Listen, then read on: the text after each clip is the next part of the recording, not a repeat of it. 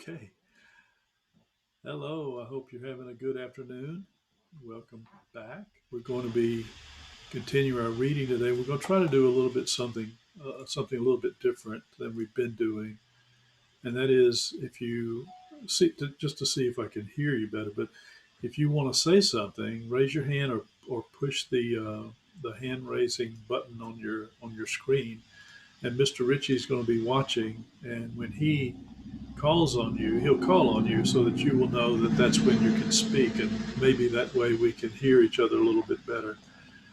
So remember that if you want to say something, you can do it when we take a break, maybe, or when I ask questions. Today, and the best thing, of course, is when we might be able to get back in the same room. That would be even better than anything like this, and maybe we'll be able to do that before long. So that would be great. But we're going to be reading chapter 5 and chapter 6 today. And you remember what's happened. Lucy went into the wardrobe and went into Narnia. And then Edmund went into the wardrobe and went into Narnia. Lucy met the faun, Mr. Tumnus, and Edmund met the White Witch. And the White Witch was in this sleigh with reindeer, kind of like Santa's sleigh, driven by this dwarf, this little guy, who kind of dressed a little bit like Santa. He had on a red cap, but he wasn't. He wasn't, of course, like Santa at all. But Edmund met the White Witch, and now then he met with Lucy, and they've gone back into the room. So that's where chapter 5 picks up. So let's get started. Chapter 5 is titled "Back on This Side of the Door." Because the game of hide and seek was still going on, it took Edmund and Lucy some time to find the others. But when at last they were all together, which happened in the long room where the suit of armor was, Lucy burst out, "Peter, Susan, it's all true. Edmund has seen it too. There is a country you can get to through the wardrobe. Edmund and I both got in. We met one another in there in the wood. Go on, Edmund, tell them all about it." "What's it all about, Ed?" said Peter. And now we come to one of the nastiest things in this story. Up to that moment, Edmund had been feeling sick and sulky and annoyed with Lucy for being right, but he hadn't made up his mind what to do. When Peter suddenly asked him the question, he decided all at once to do the meanest and most spiteful thing he could think of. He decided to let Lucy down. "Tell us, Ed," said Susan. And Edmund gave a very superior look as if he were far older than Lucy. There was really only a year's difference. And then a little snigger and said, "Oh, yes, Lucy and I have been playing, pretending that all her story about a country in the wardrobe is true. Just for fun, of course. There's nothing there really." Poor Lucy gave Edmund one look and rushed out of the room. Edmund, who was becoming a nastier person every minute, thought that he had scored a great success, and went on at once to say, "There she goes again. What's the matter with her? That's the worst of young kids. They always—" "Look here," said Peter, turning on him savagely. "Shut up. You've been perfectly beastly to Lou ever since she started this nonsense about the wardrobe, and now you go playing games with her about it and setting her off again. I believe you did it simply out of spite." "But it's all nonsense," said Edmund, very taken aback. "Of course, it's all nonsense," said Peter. "That's just the point. Lou was perfectly all right when we left home, but since we've been down here, she seems to be either going queer in the head or else turning into a most frightful liar. But whichever it is, what good do you think you'll do by jeering and nagging at her one day and encouraging her the next?" I thought, said Edmund, but he couldn't think of anything to say. "You didn't really think of anything at all," said Peter. "It's just spite. You've always liked being beastly to another smaller than yourself. We've seen that at school before now." "Do stop it," said Susan. "It won't make things any better having a row between you two. Let's go and find Lucy." It was not surprising that when they found Lucy, a good deal later, everyone could see that she had been crying. Nothing they could say to her could make any difference. She stuck to her story and said, I don't care what you think. I don't care what you say. You can tell the professor, or you can write to mother, or you can do anything you like. I know I met a fawn in there, and I wish I'd stayed there, and you were all beast. It was an unpleasant evening. Lucy was miserable, and Edmund was beginning to feel that his plan wasn't working as well as he had expected. The two older ones were really beginning to think that Lucy was out of her mind. They stood in the passage talking about it in whispers long after she had gone to bed. The result was that next morning they decided that they really would go and tell the whole thing to the professor. He'll write to father if he thinks there's really something wrong with Lou, said Peter. It's getting beyond us. So they went and knocked at the study door, and the professor said, Come in, and got up and found chairs for them and said he was quite at their disposal. Then he sat listening to them with the tips of his fingers pressed together and never interrupting till they had finished the whole story. After that, he said nothing for quite a while. Then he cleared his throat and said the last thing either of them expected. How do you know, he asked, that your sister's story is not true? Oh, but, began Susan and then stopped. Anyone could see from the old man's face that he was perfectly serious. Then Susan pulled herself together and said, But Edmund said they had only been pretending. That's the point, said the professor, which certainly deserves consideration, very careful consideration. For instance, if you will excuse me for asking the question, does your experience lead you to regard your brother or your sister as the more reliable? I mean, which is the more truthful? That's the funny thing about it, sir, said Peter. Up till now, I'd have said Lucy every time. And what do you think, my dear? Said the professor, turning to Susan. Well, said Susan, in general, I'd say the same as Peter. But this couldn't be true, all this about the wood and the fawn. That's more than I know, said the professor. And a charge of lying against someone whom you've always found truthful is a very serious thing indeed. We were afraid it mightn't even be lying, said Susan.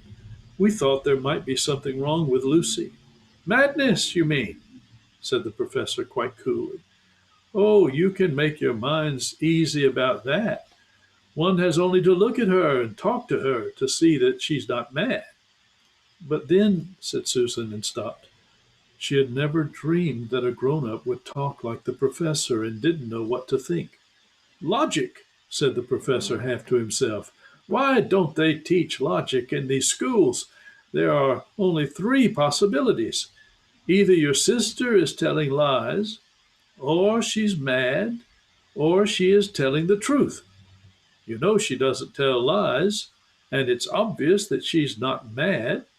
For the moment, then, and unless any further evidence turns up, we must assume that she is telling the truth. Susan looked at him very hard and was quite sure, from the expression on his face, that he was not making fun of them. But how could it be true, sir? Said Peter. Why do you say that? Asked the professor. Well, for one thing, said Peter, if it was real, why doesn't everyone find this country every time they go to the wardrobe? I mean, there was nothing there when we looked. Even Lucy didn't pretend there was. What has that got to do with it? Said the professor. Well, sir, if things are real, they're there all the time. Are they? Said the professor. And Peter did not know quite what to say. But there was no time, said Susan. Lucy had had no time to have gone anywhere, even if there was such a place. She came running after us the very moment we were out of the room. It was less than a minute, and she pretended to have been far away for hours. That's the very thing that makes her story so likely to be true, said the professor. If there really is a door in this house that leads to some other world, and I should warn you that this is a very strange house, and even I know very little about it. If, I say, she has got into another world, I should not be at all surprised to find that the other world had a separate time of its own, so that however long you stayed there, it would never take up any of our time. On the other hand, I don't think many girls of her age would invent that idea for themselves. If she had been pretending, she would have hidden for a reasonable time before coming out and telling her story. But do you really mean, sir, said Peter, that there could be other worlds all over the place, just round the corner like that? Nothing is more probable, said the professor, taking off his spectacles and beginning to polish them while he muttered to himself, I wonder what they do teach them in these schools. But what are we to do? Said Susan. She felt that the conversation was beginning to get off the point. My dear young lady, said the professor, suddenly looking up with a very sharp expression at both of them, there is one plan which no one has yet suggested, and which is well worth trying. What's that? Said Susan. We might all try minding our own business, said he. And that was the end of that conversation. After this, things were a good deal better for Lucy. Peter saw to it that Edmund stopped jeering at her, and neither she nor anyone else felt inclined to talk about the wardrobe at all. It had become a rather alarming subject, and so for a time it looked as if all the adventures were coming to an end. But that was not to be. This house of the professor's, which even he knew so little about, was so old and famous that people from all over England used to come and ask permission to see over it. It was the sort of house that is mentioned in guidebooks and even in histories, and well it might be, for all manner of stories were told about it, some of them even stranger than the one I'm telling you now. And when parties of sightseers arrived and asked to see the house, the professor always gave them permission, and Mrs. Macready, the housekeeper, showed them around, telling them about the pictures and the armor and the rare books in the library. Mrs. Macready was not fond of children and did not like to be interrupted when she was telling visitors all the things she knew. She had said to Susan and Peter almost on the first morning, along with a good many other instructions, and please remember, you're to keep out of the way whenever I'm taking a party over the house. Just as if any of us would want to waste half the morning trailing around with a crowd of strange grown-ups, said Edmund, and the other three thought the same. That was how the adventures began for the second time.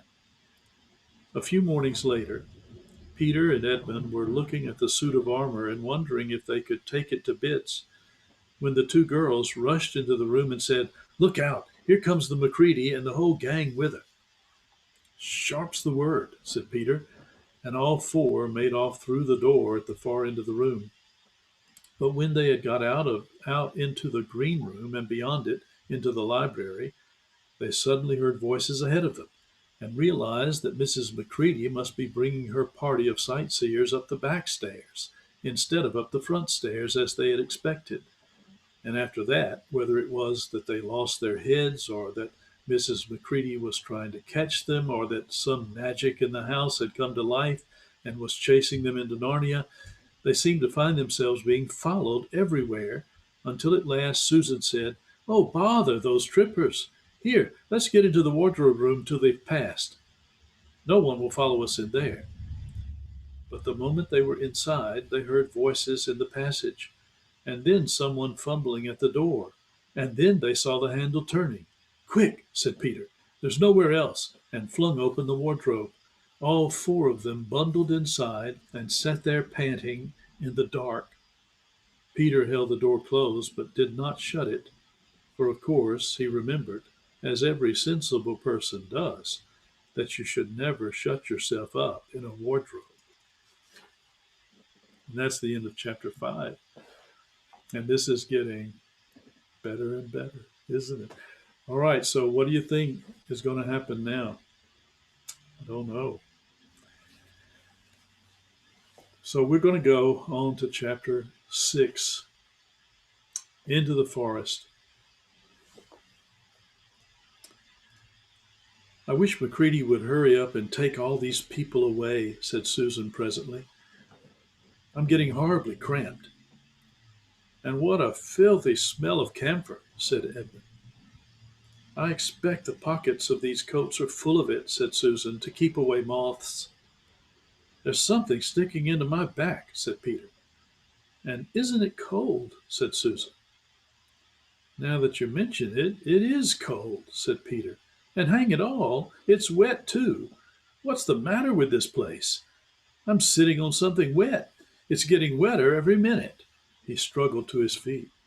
Let's get out, said Edmund. They've gone.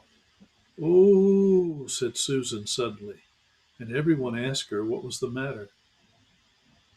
I'm sitting against a tree, said Susan. And look, it's getting lighter over there. By Jove, you're right, said Peter. And look there, and there. It's trees all around.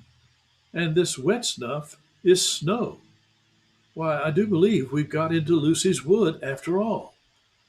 And now there was no mistaking it, and all four children stood blinking in the daylight of a winter day. Behind them were coats hanging on pegs. In front of them were snow-covered trees. Peter turned at once to Lucy. I apologize for not believing you, he said. I'm sorry. Will you shake hands? Of course, said Lucy, and did. And now, said Susan, what do we do next? Do, said Peter. Why, go and explore the wood, of course. Ugh, said Susan, stamping her feet. It's pretty cold. What about putting on some of these coats? They're not ours, said Peter doubtfully. I'm sure nobody would mind, said Susan. It isn't as if we wanted to take them out of the house. We shan't take them even out of the wardrobe. Well, I never thought of that, Sue, said Peter. Of course, now that you put it that way, I see. No one could say you had bagged a coat as long as you leave it in the wardrobe where you found it. And I suppose this whole country is in the wardrobe. They immediately carried out Susan's very sensible plan. The coats were rather too big for them, so that they came down to their heels and looked more like royal robes than coats when they had put them on.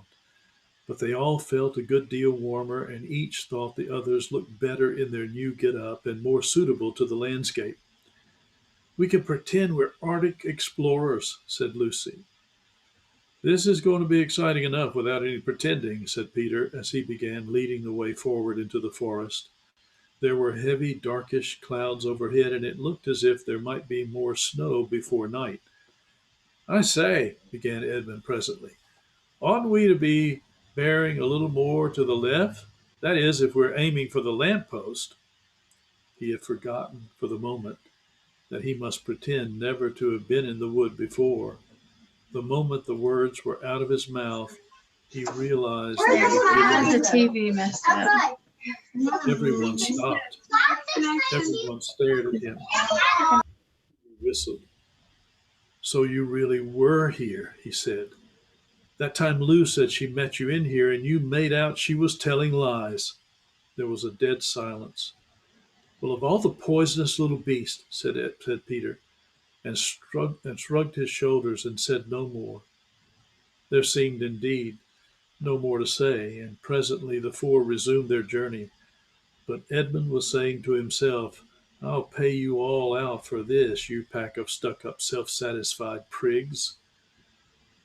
Where are we going anyway? Said Susan, chiefly for the sake of changing the subject. I think Lou ought to be the leader, said Peter. Goodness knows she deserves it. Where will you take us, Lou? What about going to see Mr. Tumnus? Said Lucy. He's the nice fawn I told you about. Everyone agreed to this, and off they went, walking briskly and stamping their feet. Lucy proved a good leader. At first, she wondered whether she would be able to find the way, but she recognized an odd-looking tree in one place and a stump in another, and brought them to where the ground became uneven and into the little valley, and at last to the very door of Mr. Tumnus' cave. But there was a terrible surprise waiting for them. The door had been wrenched off its hinges and broken to bits. Inside The cave was dark and cold, and had the damp feel and smell of a place that had not been lived in for several days. Snow had drifted in from the doorway and was heaped on the floor, mixed with something black, which turned out to be the charred sticks and ashes from the fire. Someone had apparently flung it about the room and then stamped it out. The crockery lay smashed on the floor, and the picture of the fawn's father had been slashed into shreds with a knife. "This is a pretty good washout," said Edmund. "Not much good coming here." "What's this?" said Peter, stooping down. He had just noticed a piece of paper which had been nailed through the carpet to the floor. "Is there anything written on it?" asked Susan. "Yes, I think there is," answered Peter, "but I can't read it in this light. Let's go out into the open air." They all went out into the daylight and crowded round Peter as he read out the following words: "The former occupant of these premises, Fawn Tumnus, is under arrest and awaiting his trial on a charge of high treason against Her Imperial Majesty Jadis, Queen of Narnia, Chatelaine of Cair Paravel, Empress of the Lone Islands, etc., also of comforting her said Majesty's enemies, harboring spies, and fraternizing with humans.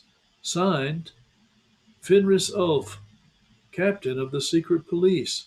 Long live the Queen." The children stared at each other. "I don't know that I'm going to like this place after all," said Susan. "Who is this Queen, Lou?" said Peter. "Do you know anything about her?" "She isn't a real queen at all," answered Lucy. "She's a horrible witch, the White Witch. Everyone, all the wood people, hate her. She has made an enchantment over the whole country so that it is always winter here and never Christmas." I wonder if there's any point in going on," said Susan. "I mean, it doesn't seem particularly safe here, and it looks as if it won't be much fun either. And it's getting colder every minute, and we brought nothing to eat. What about just going home?" "Oh, but we can't," said Lucy suddenly. "Don't you see? We can't just go home, not after this. It is all on my account that the poor fawn has got into trouble. He hid me from the witch and showed me the way back. That's what is meant by comforting the Queen's enemies and fraternizing with humans. We simply must try to rescue him." "A lot we could do," said Edmund, "when we haven't even got anything to eat." "Shut up, you," said Peter, who was still very angry with Edmund. "What do you think, Susan?" "I've a hard feeling that Lou is right," said Susan. "I don't want to go a step further, and I wish we'd never come. But I think we must try to do something for Mr. Whatever his name is. I mean, the fawn." "That's what I feel too," said Peter. "I'm worried about having no food with us. I'd vote for going back and getting something from the larder, only there doesn't seem to be any certainty of getting into this country again when once you've got out of it. I think we'll have to go on." "So do I," said both the girls. "If only we knew where the poor chap was in prison," said Peter. They were all still wondering what to do next, when Lucy said, "Look, there's a robin with such a red breast. It's the first bird I've seen here. I say, I wonder, can birds talk in Narnia? It almost looks as if it wanted to say something to us." Then she turned to the robin and said, "Please, can you tell us where Tumnus the fawn has been taken to?" As she said this, she took a step towards the bird. It at once hopped away, but only as far as to the next tree. There it perched and looked at them very hard, as if it understood all they had been saying.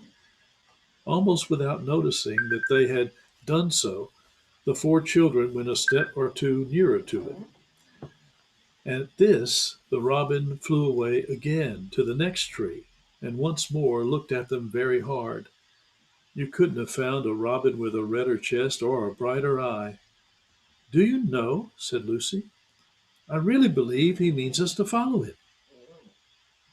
"I've an idea he does," said Susan. "What do you think, Peter?"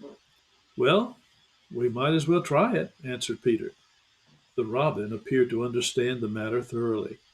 It kept going from tree to tree, always a few yards ahead of them, but always so near that they could easily follow it. In this way it led them on, slightly downhill. Wherever the robin alighted, a little shower of snow would fall off the branch. Presently the clouds parted overhead and the winter sun came out, and the snow all around them grew dazzlingly bright. They had been traveling in this way for about half an hour with the two girls in front, when Edmund said to Peter, "If you're not still too high and mighty to talk to me, I've something to say which you'd better listen to." "What is it?" said Peter. "Hush, not so loud," said Edmund. "There's no good frightening the girls. But have you realized what we're doing?" "What?" said Peter, lowering his voice to a whisper. "We're following a guide we know nothing about. How do we know which side that bird is on? Why shouldn't it be leading us into a trap? Now, that's a nasty idea. Still, a robin, you know. They're good birds in all the stories I've ever read. I'm sure a robin wouldn't be on the wrong side. If it comes to that, which is the right side? How do we know that the fawns are in the right and the queen, yes, I know we've been told she's a witch, is in the wrong? We don't really know anything about either. The fawn saved Lucy. He said he did. But how do we know? And there's another thing, too. Has anyone the least idea of the way home from here?" "Great Scott," said Peter. "I hadn't thought of that." "And no chance of dinner either," said Edmund. And that's the end of chapter 6. And what do you think of that? Wow. It looks like they're really going to be in trouble here. So, what do you think? You have any ideas, any thoughts about what's going on? Anything you want to say? Is there anyone to ask a All right, question? we're gonna go to Trinity Nash. So Okay. let's see, just a second here. Okay, Trinity. All right, go ahead. Let's see, Nash, Savannah, and Trinity. You wanna say something to Pastor Steve? Yeah. That was a All right. great story. Oh, it is a great story. It's the best. One of the best. Yeah. All right, we see the McCabe's all the way up Oh, in the McCabe's Canada. great. Let's see here, McCabe's. You it's for us.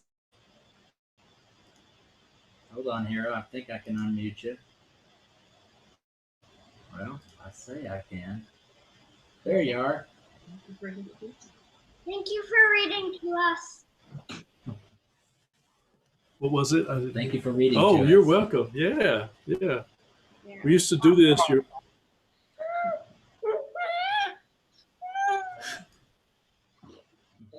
Yeah. All right, Steve, you can keep talking. Let's see. Anybody else? Let's see. Oh, Mr. Elliot on Derrico. All right, Elliot, I see you waving. Getting better and better. It's getting better and better, isn't it, Elliot? Yeah, I think so too. It's one of those stories that once it gets start moving, you don't want to stop. So that's the bad thing. I even heard last year, and it's still good. Yeah. You can always hear a good story over and over and over again. That's the good thing. All right. Well, wave to us if you see us. If your camera's on there. Let's see. I'm looking. We're looking. It's just easier to do it this way. Let's see. Anybody else? Oh, the Manies. Let's see here, Manies. All right, go ahead, Manies. We read that book last year. We read that book last year. Yeah. And one time I had pretended that we were walking on the ladder and we were going home. And there was this lamppost. And I said, "Look, the lamppost leading into our," and then we pretended the car was the car into Narnia. Yeah. That's great. Yeah, and later on, Elizabeth, you'll be able to read it to Hannah, right? I may have muted her Oh, too okay. quickly. Okay. Anybody else that wanted to say something to Pastor Steve? Let me look here. I'm scanning. Oh, the Nashes, Amelia's kiddos. Let me unmute the Peter and Amelia Nashes. Okay. All right, there we go. Hey. I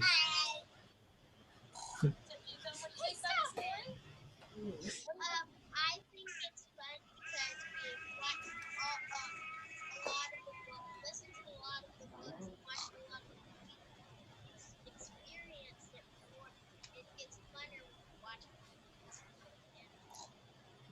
again. Yeah.